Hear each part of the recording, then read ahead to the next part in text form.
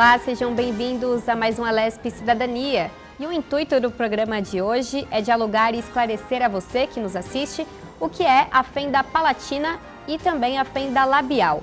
O que tem sido feito para promover avanços no tratamento, o acesso à cirurgia e a qualidade de vida do paciente. Em debate aqui na Assembleia Legislativa de São Paulo, um projeto de lei de autoria da deputada Mônica Seixas pretende equiparar a fissura lábio-palatina e as malformações congênitas e craniofaciais a condições de deficiência. Isso para efeitos jurídicos. Para a gente compreender, então, os impactos dessa proposta, recebemos a deputada Mônica Seixas. Deputada, seja bem-vinda. Olá! E também o Thiago César, que é doutorando da USP. Muito obrigada, Thiago, pela presença. Olá, muito obrigado. Bom, para a gente iniciar, eu acho que o Thiago tem vivência para falar sobre esse tema, né, Thiago? Eu queria que você começasse explicando para o nosso telespectador, a quem nos assiste, o que seria essa fissura lábio-palatina, como que ela acontece. Inclusive, você nasceu, com essa fissura e passou aí por um longo tratamento. Exatamente. Bom, a fissura lábio-palatina, ela vulgarmente é conhecida como lábio leporino. É uma terminologia que é muito difundida ainda no Brasil. E ela se dá por diversos fatores. A ciência ainda não entende qual é o motivo exato, o motivo-chave para o seu surgimento. Mas o que ela implica? No não fechamento dos lábios, do céu da boca, que nós tecnicamente chamamos de palato, até lá onde nós chamamos de campainha. E por conta dessa malformação, a pessoa vai ter problemas com questões de mastigação, questões de fala, questões estéticas. Então nós chamamos de problemas estéticos funcionais, porque impacta em toda a vida dessa pessoa e principalmente no momento de crescimento. A fissura, por conta das suas próprias dificuldades, ela pode trazer também dificuldade ao aprendizado por conta de não compreensão entre os sons e a parte escrita e vai necessitar de um longo período de tratamento.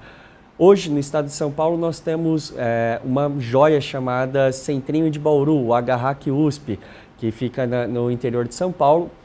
E lá nós temos o maior hospital, talvez um dos maiores hospitais do mundo em questão de reabilitação, onde já passaram mais de 150 mil brasileiros para fazer esse tratamento.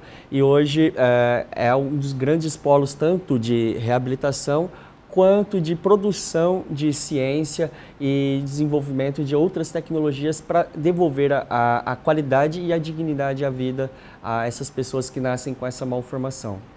E, deputada, como é que foi esse seu contato, com essa questão da fenda lábio-palatina? Foi com o Thiago? Como que ele chegou até você? Porque é muito interessante a gente explicar, para quem nos assiste, que as demandas chegam através da própria população, que vivenciam isso e trazem, então, para os deputados elaborarem uma política pública. Exatamente. O Thiago é um ativista, além de advogado, já está numa jornada. Tem uma entidade que reúne pessoas, familiares com fissura lábio-palatino, tem proposta e está advogando no sentido de aprovar a legislação parecida com o que ele escreveu aqui para a Assembleia Legislativa através do nosso mandato em diversos municípios e estados e etc. O Thiago, ele não só vai falar da ausência de direitos das pessoas com fissura lábio-palatino, mas ele carrega uma história de vida. Thiago mudou com a família para Bauru, ele falou agora do AGHAC, que é um excelente hospital, motivo de orgulho para o estado de São Paulo, mas quanta gente tem que largar tudo para ir para o AGHAC porque a gente só tem o AGHAC. Quanta gente tem que largar a sua cidade, seus familiares e etc. e se mudar para o Bauru. Quantas famílias, quantas mães com as crianças atrás de hospedagem, dormindo onde dá e etc. para acessar o tratamento dessas crianças. Então o Thiago vem, conta a sua história de vida, conta a história de toda a sua família, dos seus pais, de todo o acolhimento que ele teve, mas da dificuldade. Ele estava me contando agora no corredor antes da gente gravar, que a gente tem diversos trabalhos de políticas afirmativas por cotas nas universidades para as pessoas negras, e ele falou que a quantidade de pessoas com deficiência que concluem ensino médio e que chegam à universidade é muito inferior ainda ao das pessoas negras, porque a gente não entende esse universo das dificuldades e não prepara a sociedade para recebê-los. Então, o Thiago bateu na minha porta, eu tenho orgulho de contar que o nosso mandato tem centenas de projetos de lei que não fui eu que escrevi,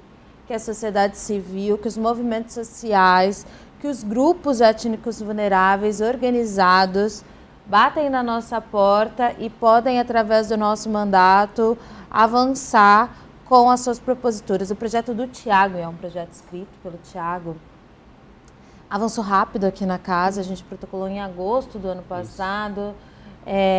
Eu tenho projetos que estão há 4 anos tramitando, esse projeto ganhou regime de urgência, a gente batalhou.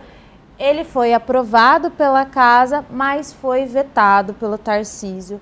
A gente entende que é mais um erro do governo do estado de São Paulo em relação às pessoas com deficiência. Agora a gente vai seguir batalhando pela derrubada do veto. A gente vai comentar, né, como que é essa articulação aqui na Assembleia Legislativa, mas, Thiago, retomando, né, sobre a sua experiência de vida, a deputada, então, está contando aqui pra gente que você precisou, então, se mudar com a sua família para Bauru, para ter esse atendimento de qualidade, e aí, a partir do momento que você recebe o tratamento, quando isso vira uma luta, né, você é um advogado agora especialista nesse tipo de caso, e eu queria que você falasse como foi a sua trajetória até esse momento onde você elabora junto com a deputada, né, esse projeto de lei. Bom, eu, com 8 dias, meus pais me colocaram dentro de um ônibus e descobriram que em Bauru havia esse hospital, que hoje tem aproximadamente 60 anos, agora não tenho a data exata do aniversário. E a partir dos meus 8 dias de idade, então, meu tratamento se iniciou, perdurando até meus 25 anos e 3 meses. Foram 10 cirurgias, 12 anos de fonoterapia intensivas, com 3 idas semanais aos fonoaudiólogos, utilizando quase 20 anos de aparelhos ortodônticos para ajustar a parte estético-funcional da mastigação e tudo mais. Enfim, um processo extremamente custoso socialmente para mim, para minha família, que deixou todos os nossos familiares aqui, migrou para a cidade de Bauru e lá fixou residência. E aí, a partir do momento que eu fui cursar Direito junto com minha irmã e tudo mais, nós percebemos que era muito importante ter um olhar muito voltado às questões da saúde e questões de educação. E aí, em dado momento, o Hospital de Bauru me chamou para que nós pudéssemos fazer a sustentação oral dentro da Câmara Municipal de Bauru, deputado, para a criação do Dia Municipal de Conscientização da Fissura, que é o dia 24 de junho. Por sinal, no ano passado aprovamos o Dia Nacional da Conscientização, que esse ano foi a primeira comemoração. E percebendo todas essas demandas, a chegada da LBI, ali para o ano 2016 eu fui convidado a presidir a associação, a Rede Profis, Rede Nacional de Associações de Pais e Pessoas, que seria como se fosse uma confederação de associações. E percebendo o desespero de pais que estão extremamente distantes desses centros cirúrgicos, desses centros de reabilitação. E lembrando, não é somente o fechar o lábio, costurar a boquinha da criança, como a gente costuma dizer, tem um processo ambulatorial específico muito grande. Então, essas pessoas muitas vezes não conseguem se deslocar aos centros que possuem e acabam ficando sequeladas. E aí, percebendo tudo isso, começa uma nova jornada da nossa associação, que seria em que? Fazer essa advocacia em favor de criações de novos instrumentos que fortalecessem, ou melhor, facilitassem a chegada dessas pessoas, seja através de benefícios de transporte, alimentação. Nós temos hoje o chamado TFD, o tratamento fora do domicílio, que é um valor ínfimo de algo em torno de R$25. E pense você, como que você vai com uma criança de colo, ou que fosse um adolescente com R$25 para passar o dia, você não come uma coxinha e toma um refrigerante. Então, todo esse trabalho é para dar condições mínimas, basilares, para que essa população, que hoje no Brasil está em quase 500 mil de pessoas, possa ter a sua dignidade preservada e possa exercer os seus direitos de cidadania de uma forma geral.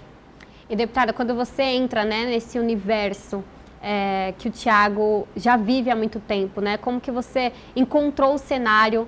Ele fala aqui da importância de ter uma equipe multidisciplinar, né? Não é somente realizar a cirurgia, mas, claro, é um passo muito importante, mas toda essa continuidade no tratamento, né? Conversando aqui com ele, a gente percebe que foram 25 anos de tratamento, né? Então, como que está o cenário multidisciplinar de acesso ao tratamento para esses pacientes? Falta muita coisa, o cenário é de ausência, o cenário é de falta de muita coisa de assistência mesmo e de desconhecimento completo. Acho que o Estado de São Paulo falha, no geral, com as pessoas com deficiência, com as pessoas com doenças raras, com as pessoas com doenças crônicas, com as pessoas com deformações craniofaciais. No geral, o Estado de São Paulo, o cenário da saúde é complexa, sobretudo com condições que serão permanentes na vida das pessoas.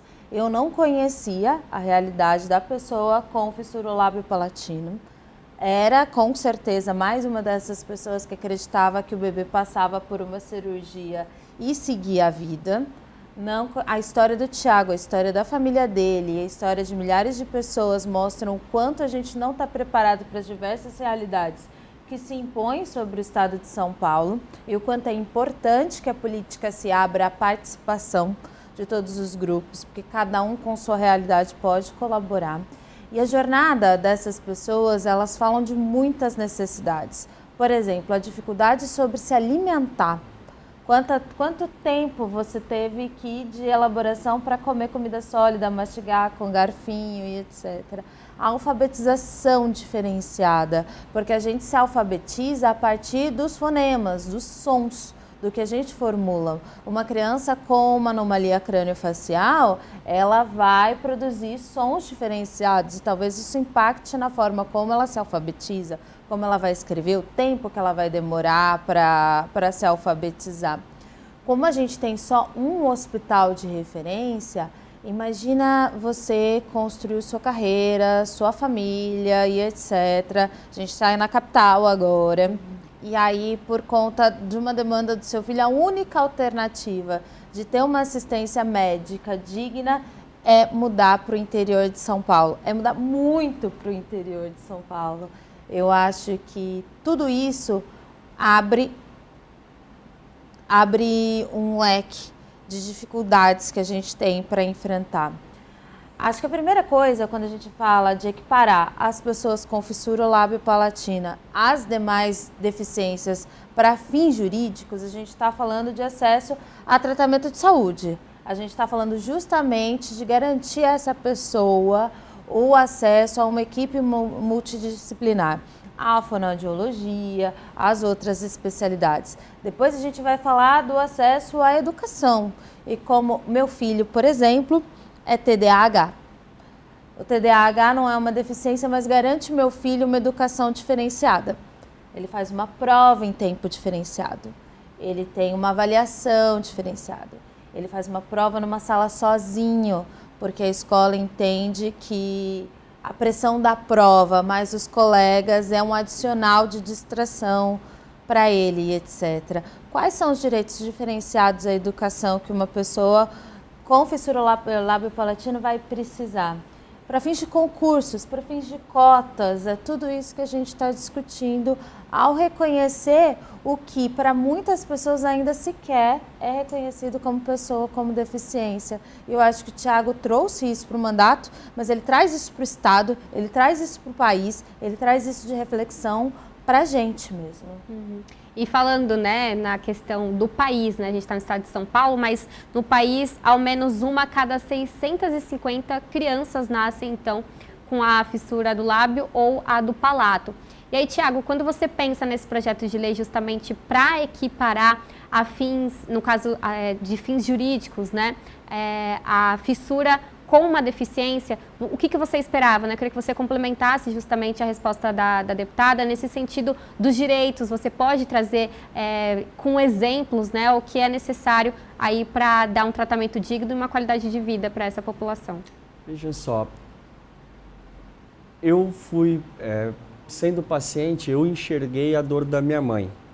mas sendo pesquisador, sendo profissional do ramo de advocacia, me especializando nos estudos da pessoa com deficiência de forma geral, eu percebi as dores que as famílias brasileiras sofrem e sentem dia a dia por conta de uma deficiência. Nós não estamos falando tão somente de educação, mas nós estamos falando de uma forma de vida e de possibilidade de exercer a vida de fato.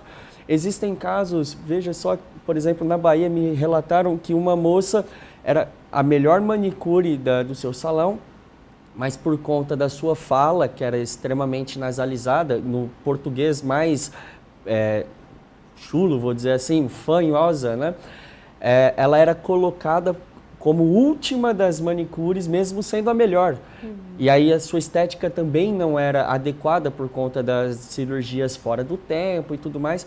E aí ela era preterida. Existem casos em que as mães, por medo dessa criança sofrer bullying, preconceitos, não deixa a criança ter convivência com as demais pessoas, seja da sua família, seja da sua região, sua sociedade, ir à escola.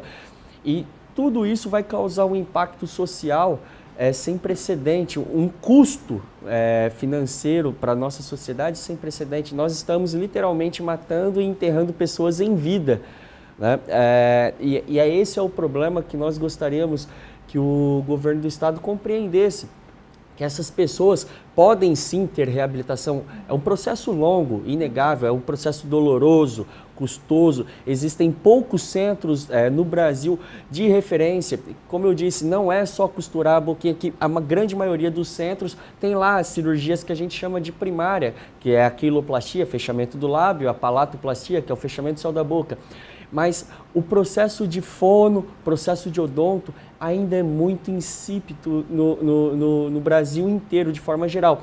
E o grande problema é que, quando as pessoas retornam às suas casas, os municípios não fornecem os tratamentos ambulatoriais mínimos. E veja, como é que você vai exigir e sonhar que uma pessoa seja reabilitada, deputada, sendo que ela tinha que passar 3 ou 4 vezes por semana em um processo de reabilitação, e ela vai uma vez a cada 6 meses, que é quando ela consegue se deslocar ao centro de referência.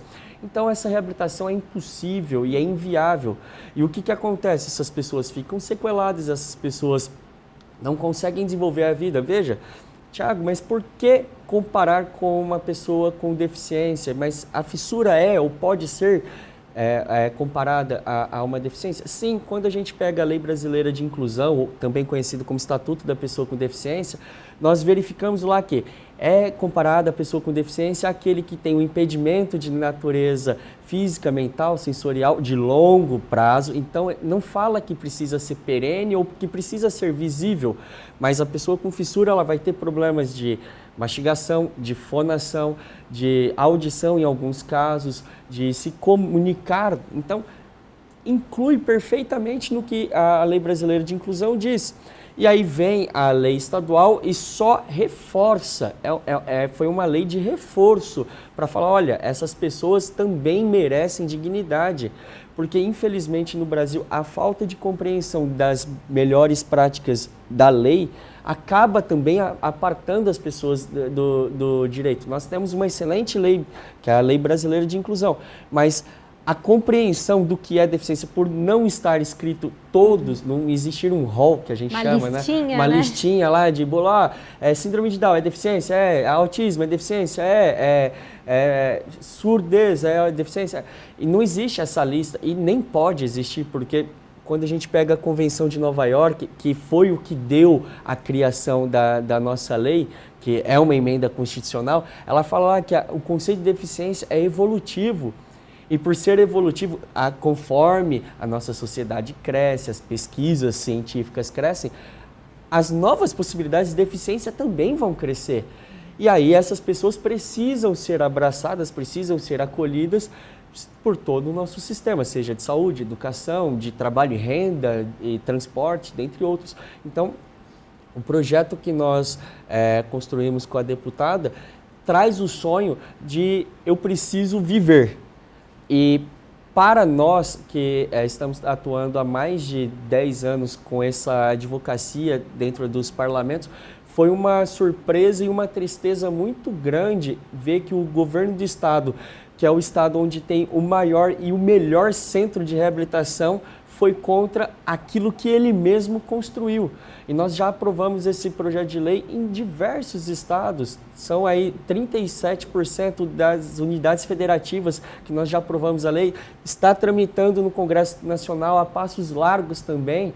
E é muito triste ver que a falta de compreensão do governo vai trazer prejuízos inestimáveis, seja de tempo, porque a pessoa que precisa fazer a reabilitação começa logo.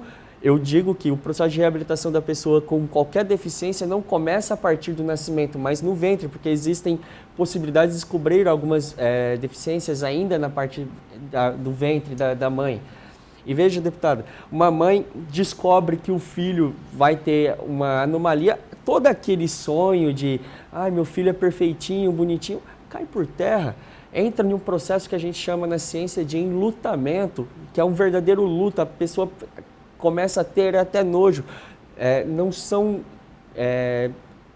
relatados inúmeros casos em que a mãe rejeita, em que o pai abandona, é culpa da mulher. Então, existem muitos vieses que, com essa lei, eram para ser melhor trabalhados, melhor tateados, e infelizmente nós levamos aí um gol contra, né, para usar uma expressão do futebol, do nosso governo, e me chateou bastante, porque não é uma demanda de um partido A, de um partido B, é uma demanda do cidadão brasileiro, dos cidadãos, né? É da coletividade. Nós estamos falando do estado que recebeu praticamente o Brasil todo e está na história do Brasil toda essa construção. E o estado de São Paulo, eu acho que aqui não poderia ter acontecido, era o único que não poderia ter acontecido. Na verdade, eu acho que ele deveria ter sido o pioneiro e não foi, infelizmente, por falta de acesso e tudo mais. Eu ia questionar justamente se em outros estados já existe uma lei parecida, né, que faça essa equiparação. Você respondeu que sim. E aí, deputada, eu queria entender o diálogo, né? Se você chegou a ter algum diálogo diretamente com o governo, antes ou após o veto, ou como que funciona essa pressão, porque a gente tem isso a nível federal, que caso aprovado, aí todos os entes federativos, os estados devem respeitar isso, né? Mas o estado também pode tomar essa frente e já fazer essa legislação. Poderia, e conta com o apoio da maioria da casa, uma vez que o projeto foi aprovado. Eu acho que a gente está com um problema geral na política de entendimento dos direitos e das necessidades das pessoas com deficiência. A gente viveu um momento nacionalmente em que as escolas especializadas concentraram todo o debate. A gente sabe que a pessoa com deficiência, ela precisa da assistência social, ela precisa da saúde, ela precisa da escola, ela precisa da convivência. E hoje as escolas especializadas, elas cumprem um papel de assistência social, porque as mães não têm mais nada para além disso, mas o debate travou aí. E a gente não consegue, nessa cortina de fumaça, avançar nos demais direitos das pessoas com deficiência. A gente viveu um debate aqui no estado de São Paulo sobre ter ou não ter a Secretaria da Pessoa com Deficiência. Logo na sequência, a gente discutiu o laudo permanente ou não da pessoa com autismo e passamos pela triste história do autismo passa, que não passa. E a gente está atrasado ainda quando a gente vai dizer que as pessoas autistas precisam ser laudadas anualmente para ter acesso aos seus direitos. E a gente também está atrasado em reconhecer as pessoas com anomalias crâniofaciais, fissura lábio-palatina, nos mesmos raus direitos das pessoas com deficiência. Quando a gente está falando de direitos diferenciados, a gente está avançando no sentido de que nós não somos todos iguais. E isso é positivo. Isso é positivo para a sociedade, porque a caixinha de que nós somos todos iguais é excludente. ela atende apenas um tipo de pessoa. Quando a gente vai criando os direitos diferenciados, a primeira coisa que as pessoas pensam, e eu também, abrindo aqui o caminho das conversas que eu tive com o Tiago, é sobre direitos previdenciários, né? Ah, vocês querem aposentadoria? Aposto que é uma pergunta recorrente também. Vocês querem aposentadoria para as pessoas, etc? Não. A gente quer que as pessoas tenham acesso a uma equipe multidisciplinar e que seja acompanhado durante toda a sua vida e sua necessidade para o tratamento da sua condição. A gente quer que na educação, caso necessário, ela receba o atendimento necessário e diferenciado e para fins de cotas e políticas afirmativas, elas possam se enquadrar. Concurso público, pessoa com deficiência, por que não? Entendeu? E aí a gente está nessa dificuldade. O governo do estado de São Paulo, ele não costuma dialogar com a casa, sinalizando vetos ou etc e tal. O que a gente precisa fazer agora é pautar o presidente do Poder Legislativo. Essa também é uma outra bandeira do nosso mandato, a independência do Poder Legislativo. O Poder Legislativo do Estado de São Paulo, há muitos anos, é muito passivo e subminiente em relação ao governo estadual. Tenho expectativa que essa legislatura possa ser diferente e que a gente inaugure um novo momento. Essa casa nunca derrubou vetos. Nunca derrubou vetos de projetos que sejam um consenso da casa, mas que tenha um problema com o governador. O argumento do governador de que seria inconstitucional não se sustenta, não é. A própria Constituição dá autonomia aos estados também de ver as suas próprias realidades. A gente pode ter realidades regionais quando a gente está discutindo questões assim. E o Estado pode ser vanguardista, de dar o pontapé, de apontar, olha, essa minha regionalidade pode servir de exemplo para o país e etc. Então a gente abre agora um momento de pressão sobre a presidência da Assembleia Legislativa para pautar o projeto vetado de novo, para que o Poder Legislativo possa falar.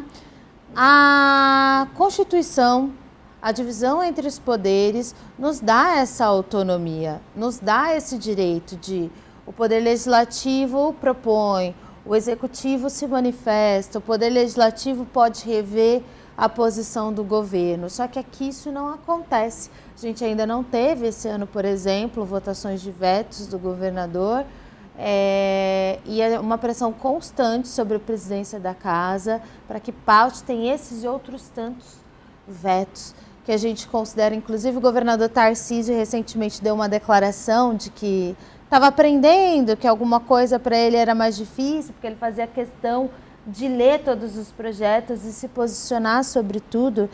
Eu acho que daí também pode nascer erros. A gente precisa ter humildade na política, porque a gente precisa entender que mesmo que a gente seja o ser humano mais letrado do mundo, com vários diplomas, sempre vai ter aquela realidade que a gente desconhece.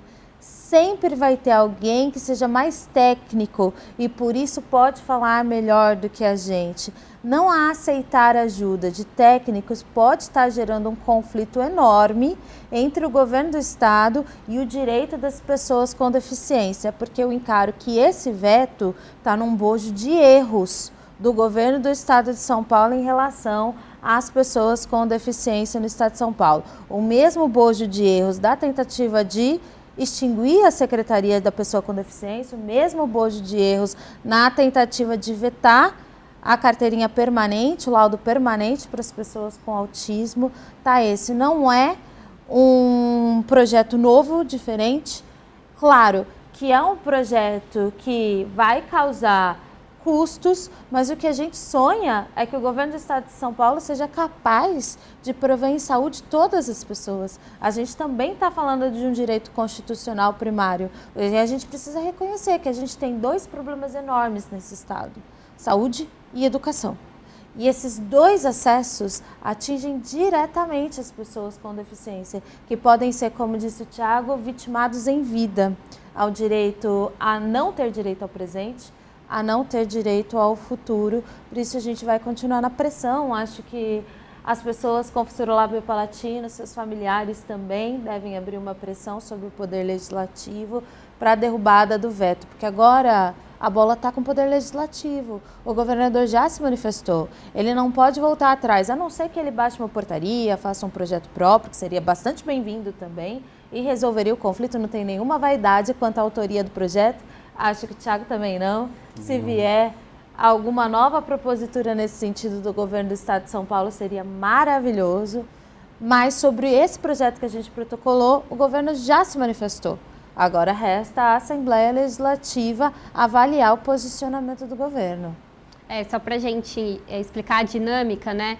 Ele é aprovado aqui pelas 3 comissões da Casa, a Comissão de Constituição e Justiça, a Comissão Temática, depois a Comissão de Finanças, e aí segue para plenário, votação dos 94 deputados.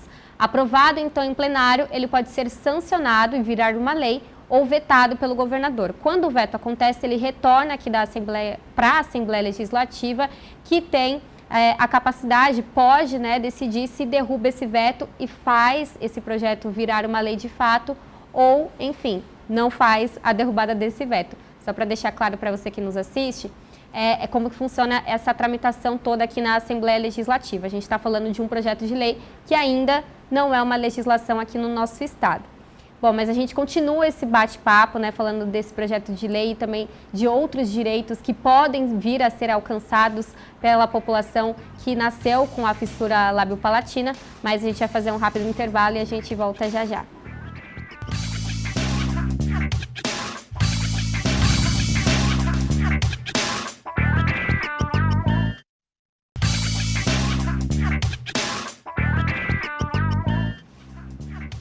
Voltamos com a LESP Cidadania de hoje. A gente recebe aqui nos nossos estúdios a deputada Mônica Seixas e também o Thiago César, que ele é advogado e doutorando da USP. A gente tem falado aqui sobre a fissura lábio-palatina. E no fim, né, do primeiro bloco, a gente estava comentando sobre o projeto de lei que tramita aqui na Assembleia Legislativa de São Paulo. E eu já vou iniciar com uma pergunta, Thiago, para você, no sentido de outras legislações que não tramitam aqui na casa, não deram entrada, mas que podem nascer aqui do Legislativo para garantir outros direitos para essa parcela da população. Bom, existem diversas possibilidades a respeito não só de legislações propriamente ditas, mas estímulo à capacitação dos profissionais das unidades básicas de saúde, que é o local onde haverão os exames pré-natais, as próprias maternidades, para que elas não façam a traqueostomia das crianças, mas busquem os fonoaudiólogos que são especializados em como alimentar essa criança, ou também, em alguns casos, os setores de enfermagem. Então, existem diversas possibilidades em que a gente vai evitar problemas futuros. Diante do conhecimento prematuro dentro do ventre materno, é possível fazer o encaminhamento dessas mães, dessas famílias ao acompanhamento psicológico mais especializado, para que elas possam compreender como vai se dar o tratamento e entender que nascer com anomalia craniofacial, no caso fissuras labiopalatinas ou outras quaisquer, não é o fim da linha, mas é o início da vida, literalmente. Vai ter um processo difícil? Inegável, não estou aqui para romantizar toda a demanda que haverá dali em diante, mas não é uma morte. Pelo contrário, é um nascimento de uma criança qualquer, que vai precisar de um tratamento.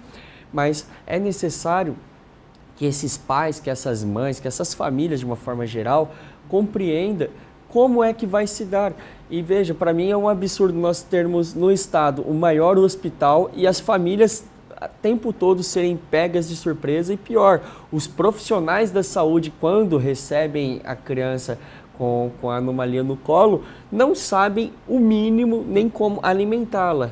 Então a gente está colocando vidas literalmente em risco com profissionais que, com algumas conversas, talvez uma oficina muito rápida pela internet mesmo, poderia dar um tratamento muito mais adequado, um encaminhamento muito mais adequado a toda essa gama de população.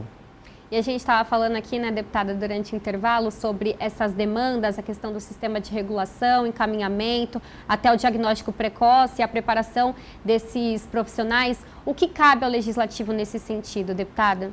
Eu acho que o legislativo tem que observar os dados e, a partir dos dados, gerar a política.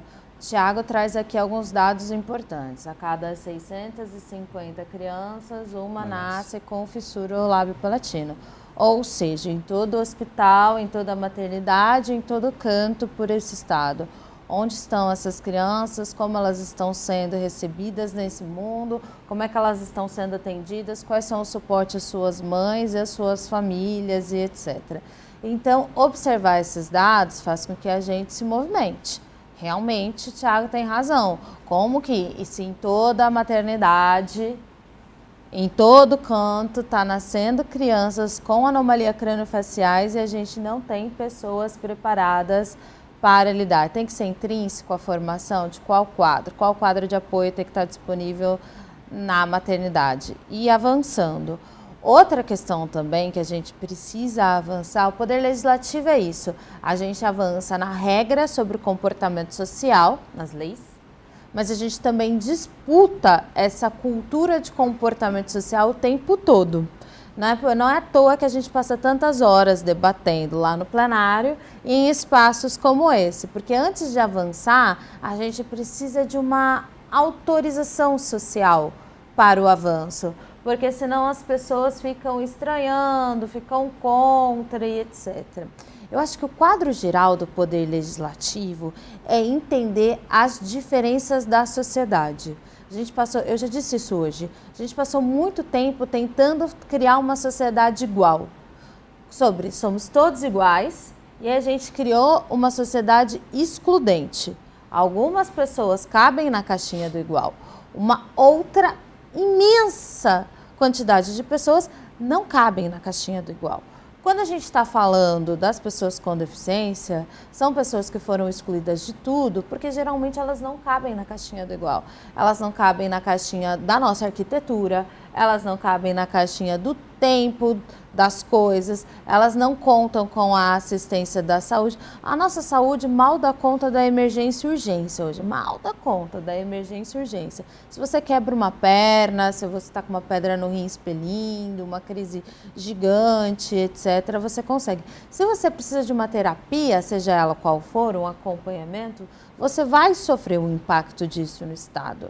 Então, quando a gente observa esses dados, a gente observa que a gente tem muito o que avançar para criar espaços na sociedade para legalizar a vida do diferente. O que a gente está disputando na sociedade agora? Que as escolas especializadas ou centros de referência são legais, são importantes, são maravilhosos. E aí, eu não estou equiparando, mas a gente está ao mesmo tempo discutindo as mesmas coisas, mas são insuficientes. Insuficientes. Quando a gente está falando da pessoa com deficiência, a gente não quer que a pessoa com deficiência ela tenha que largar tudo para viver numa cidade específica desse estado para conseguir tratamento da saúde. A gente não quer falar que as crianças com deficiência vão parar em escolas especializadas da filantropia, em que elas não serão alfabetizadas e etc. Ou se serão alfabetizadas, não vão avançar na terapia que precisa, na fisioterapia inclusive. A gente precisa que o SUS e que a educação e que a assistência social de forma integrada se una e se avança para ser capaz de dar à pessoa com deficiência toda a totalidade da experiência social. Ir para a escola, ir para a fisioterapia, ir para a fonoaudiologia, ir para a psicóloga e se preparar para a totalidade da vida adulta que pode esperar por essa pessoa com menos espinhos, com menos dificuldades, com menos traves e etc. Então a gente tem muita tarefa, mas muitíssimas tarefas no campo político, no campo da economia, no campo social, para ainda quitar a nossa dívida social com as pessoas socialmente excluídas, as pessoas com deficiência, as pessoas negras e assim por diante. Vocês têm de fato abrido um leque, né? A gente traz esse Alesp Cidadania e falando de uma questão de saúde, né? Que seria o diagnóstico da fissura lábio-palatina e de todo esse tratamento, e a gente percebe, né, ao conversar com vocês, justamente o impacto na questão da educação, na questão da socialização dessas pessoas, né? e até mesmo no mercado de trabalho, quando você traz, né, Tiago, a questão da manicure, a história que você contou pra gente no primeiro bloco. E aí a importância de abrir o olhar não só, claro, dos nossos deputados, governadores, prefeitos, enfim, para terem esse olhar específico para a política pública, mas também para a sociedade ajudar nessa pressão, né, a pressionar para a criação dessas políticas. E a gente tem algumas datas, né? É claro, a gente não pode, infelizmente, ali ficar restrito a essas datas e falar só da fissura lábio-palatina agora, próximo do dia 24 de junho, né? E de dias que são ali lembrados para a conscientização desse tema. Mas, Tiago, a importância de se ter pelo menos essa data, ou uma semana estadual, ou um dia nacional, para se falar desse tema, e porque eu vou até confessar, me incluo no rol das pessoas que, assim como a deputada, antes não imaginava de todo esse processo, de todo esse tratamento, né? Eu também era daquelas pessoas que imaginava, fez a cirurgia, fechou ali o lábio, fechou o palato, tá tudo ok. Exato. E tem mais, por não demonstrar que, imagine, fechou o lábio, em tese você passou, a pessoa está ok. Então é muito difícil realmente você compreender, a não ser que tenha essa vivência. Mas voltando ao ponto central das datas, toda data é um marco histórico e nós seres humanos temos isso desde a nossa fundação, com o nosso dia do nascimento, o dia de uma festividade religiosa, enfim.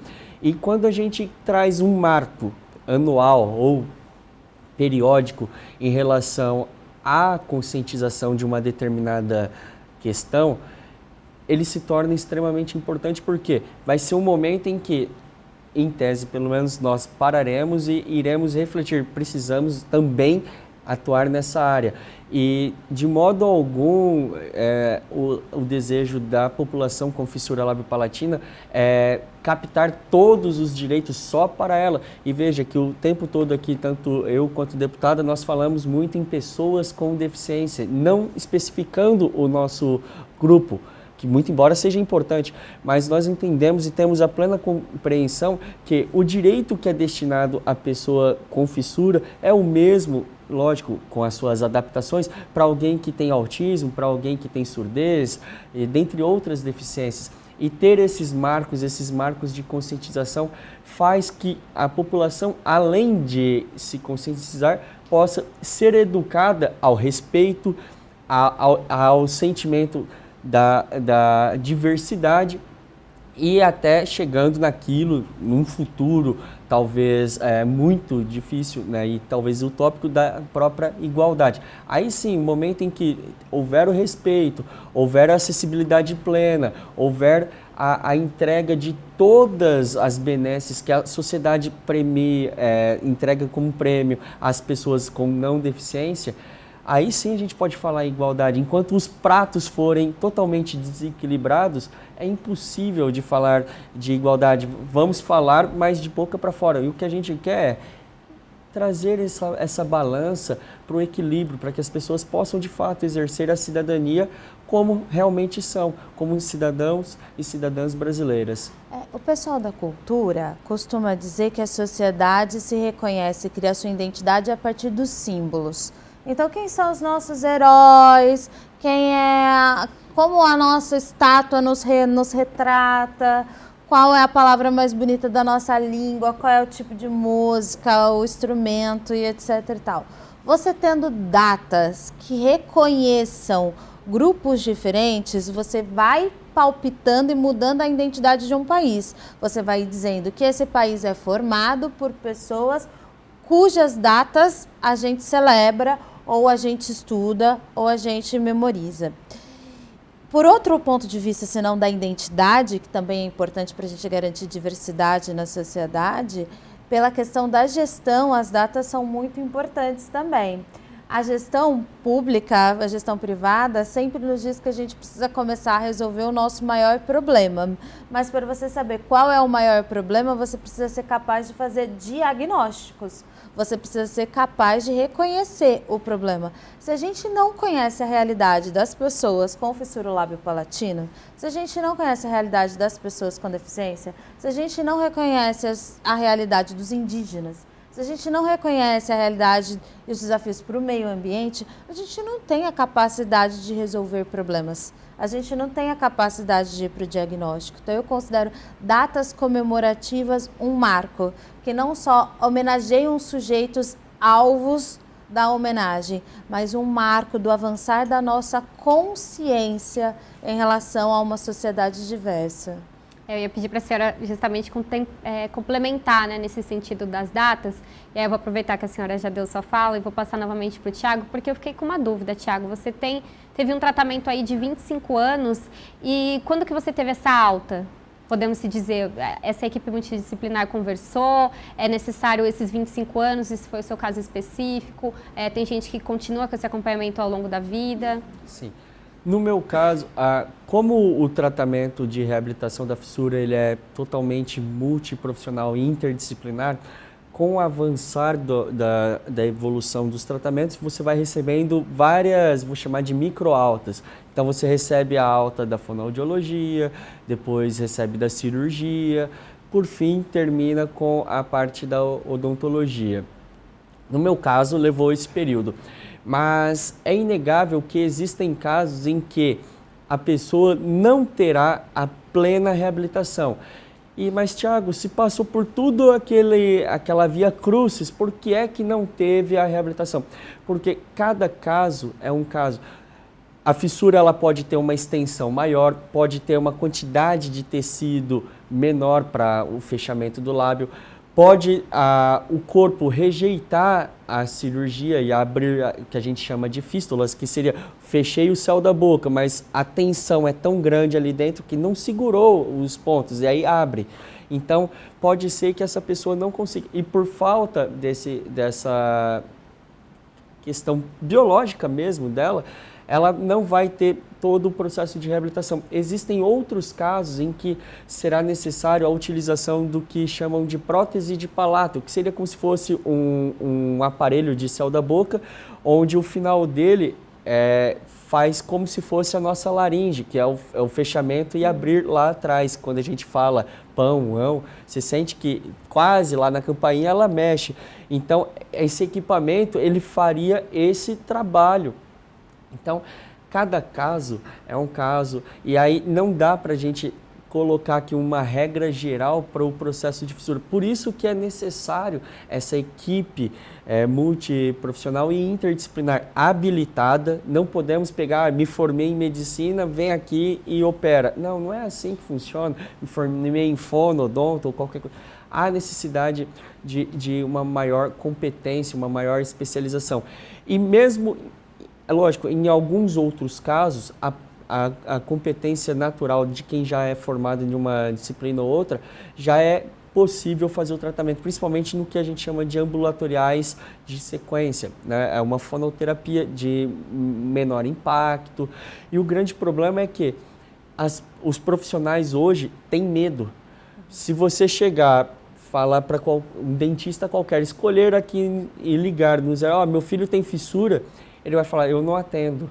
Às vezes é só para fazer uma obturação de uma cárie, que é um tratamento simples, ambulatorial, mas acaba tendo um medo de operacionalizar. Por isso, a conscientização dos profissionais, o marco histórico, a construção dessa identidade de reabilitação é extremamente importante para que as informações circulem em todos os espaços e para que as pessoas possam, de fato, ter os acessos necessários.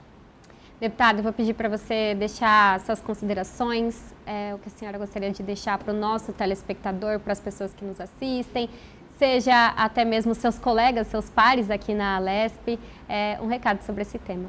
Primeiro para o pessoal do HRAC, que eu acho que por algumas vezes eu perdi a oportunidade de expressar a gratidão e o tamanho do trabalho hercúleo que desenvolvem em Baru e no atendimento dessas famílias. O que a gente está dizendo é que esse trabalho é incrível, esse centro de referência transforma pessoas, contem com toda a nossa solidariedade. É um hospital que volta e meia está sob ataques, enfim, querem mudar a sua estrutura e etc. O que a gente está dizendo é que a gente espera que ele não seja o único, mas que as pessoas, que a gente quer ver esse tipo de referência e assistência espalhada pelo Estado de São Paulo, quando eu fiz falas, por exemplo, de lamentar que pessoas tenham que largar a sua família para mudar para o interior de São Paulo e etc e tal. O hospital de atendimento é incrível. Um beijo para o pessoal da Garrac, muito obrigada por tudo. Aliás, o Estado de São Paulo deve muito a esse hospital. É só o recorte de que esperamos que em breve ele não seja o único, mas as pessoas precisam de mais assistência. As famílias, as pessoas com fissura lábio-palatina, sinto muito, a gente precisa se organizar e voltar a lutar, porque apenas com a pressão popular a gente pode mudar a situação aqui na Assembleia Legislativa e pautar a derrubada do veto para que a gente possa garantir mais assistência às pessoas. E aos colegas que já votaram favorável a esse projeto no passado, a nossa gratidão e dizer que a gente espera poder continuar contando com o voto dos colegas para garantir o acesso a direitos às pessoas com fissura lábio-palatina. Tiago, você também, por gentileza, suas considerações finais? Eu gostaria muito de pedir que o presidente da casa tenha em seu coração tocado, né, por mais de 500 mil de crianças, mães, famílias que todos os dias lamentam não conseguir viver. E que ele possa compreender que devolver esse projeto à discussão no Estado de São Paulo, o maior estado dessa nação, que tem o maior hospital do mundo, com recordes em reabilitação, recorde em desenvolvimento de ciência, batendo as maiores universidades do mundo, que ele possa ser valorado, seja olhado com maior carinho e que o Estado de São Paulo possa repensar a sua posição. Cometer erros é natural, acho que faz parte da nossa existência humana, mas persistir num caminho equivocado, num caminho errôneo, aí não é possível tolerar, principalmente quando a gente fala do maior estado, no estado que é exemplo para toda a nossa nação, para toda a nossa federação. Então, esse é um pedido muito especial ao presidente da Assembleia Legislativa do Estado de São Paulo e que os demais deputados, independentemente das suas bancadas, das suas convicções filosóficas, religiosas, possam compreender que não se trata de um projeto partidário. Se trata de um projeto de saúde, de vida, de dignidade e que eles possam, com as suas assinaturas, fazer história e dar à nossa população o que ela merece. Eu peço licença também para deixar um agradecimento, né, ao Val, nosso operador de TP, que indicou a amiga dele, a Ana Luísa Carvalho Gomes, que também nasceu com fissura lábio-palatina e nos ajudou a chegar até o Tiago, até a deputada, para a gente trazer um olhar para esse tema tão importante. Então, agradeço a você, Val, e também a Ana Luísa. E espero que esse programa tenha sido enriquecedor e esclarecedor a você que nos assiste aqui e nos acompanhou nesse Alesp Cidadania de hoje. Se você quiser ver ou rever este ou outro programa da Rede Alesp, é só ficar ligado na nossa programação ou acessar o nosso canal no YouTube. Até a próxima!